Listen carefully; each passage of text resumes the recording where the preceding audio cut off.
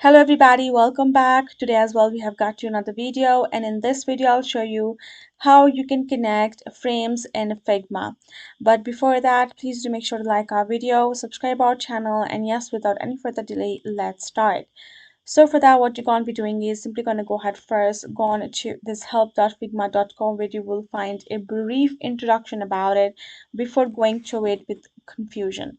So I'm going to guide you through from the start. You can see guide to prototyping in Figma, which includes the connecting frame.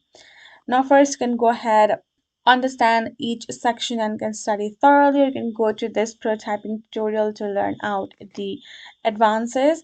But if that's you're already done with, then you can go ahead, scroll to the bottom, and you can see create connection, where you need to start.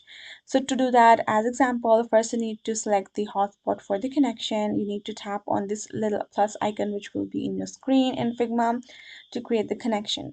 Drag it to the destination. If there are no existing connection, Figma will make the first frame a starting point for you themselves. So the first point would be tapping on logging in. 2, you need to create a connection, and then 3, you will be in the feed, and then 4, a login flow. Once you have that going on, you can gonna go to interactions and animation section, when you're gonna go ahead. So to do that, you're gonna go to open your prototype and add interactions, that interaction details, apply an animation likewise.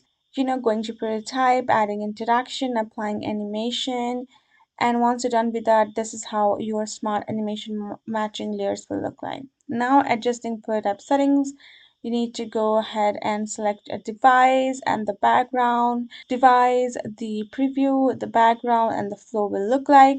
And that's how you will be able to set up a connection, a frame as well. That's it. Hope this video helped. Thank you so much for watching. I'll see you guys in our next video.